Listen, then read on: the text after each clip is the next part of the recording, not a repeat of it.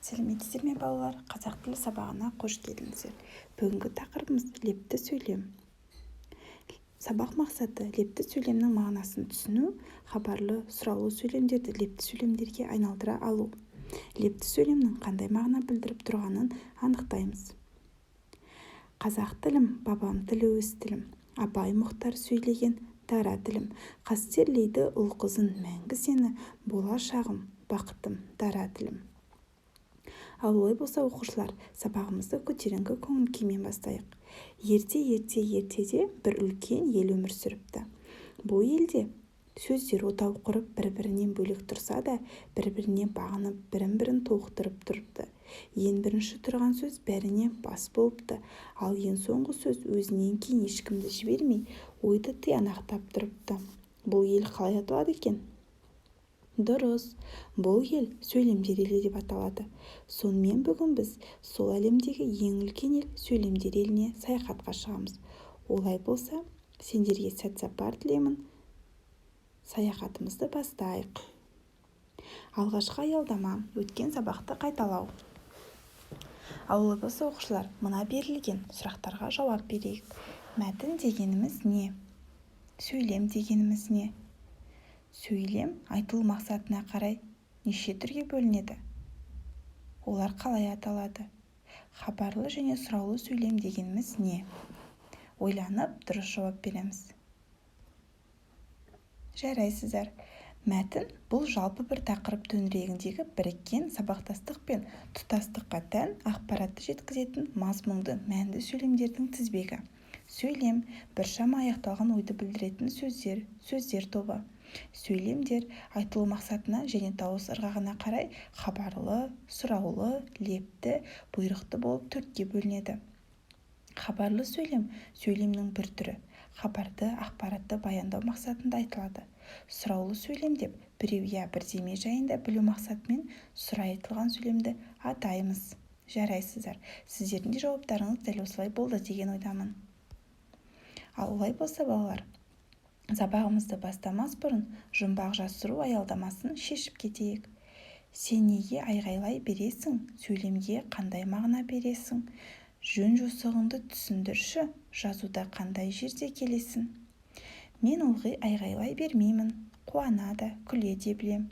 Кейде өкініп, кейде ренжісем де, көбінесе көтеріңкі, көңілді жүремін. Сөйлемдерге көтеріңкі дауыс берем. Сондай сөйлемдердің соңында келем. Ал оқушылар, жұмбақтың жауабы қандай екен? Өте дұрыс, жұмбақтың жауабы лепті сөйлем.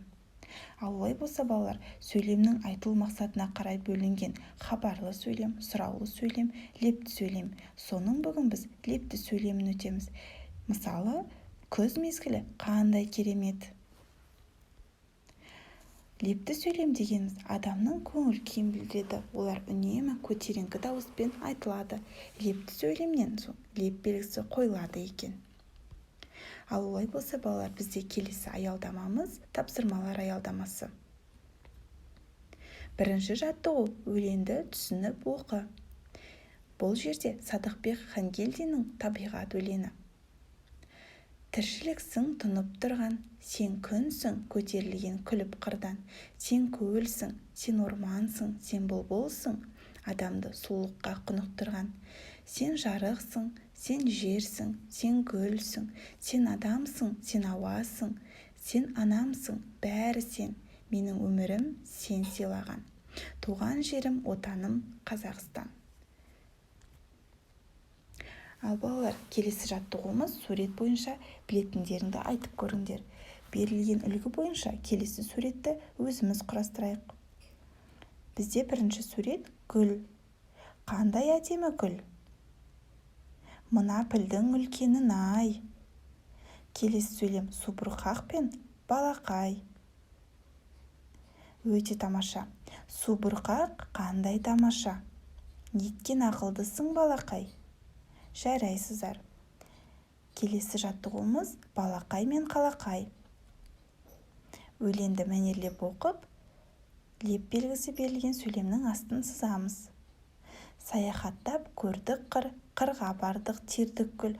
Айқайлады балақай, алақай-ау алақай, жапырақты үземін, гербарий ғып тіземін. Ол бұтаны бас салды, міне шатақ басталды. Қарып алды қалақай, жылап қалды балақай.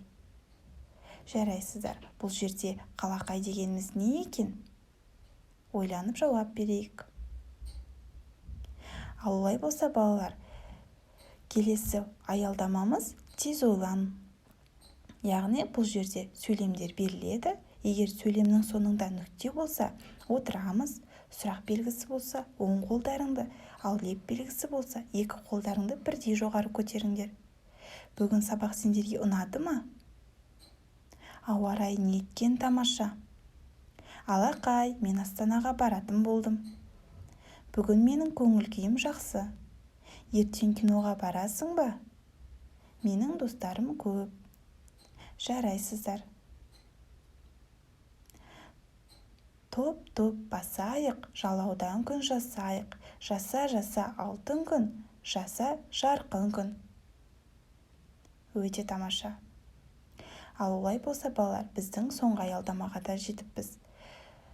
Соңғы аялдамамыз сабақты бекіту. Жұмбақты шеш. Өзім сөзден тұрамын, біткен ойды құрамын. Бұл не? Сөйлем. Сөзді құрап топ тіземін. Қоя салсаң бір тары, жаңалықты жеткіземін. Өте дұрыс, хабарлы сөйлем.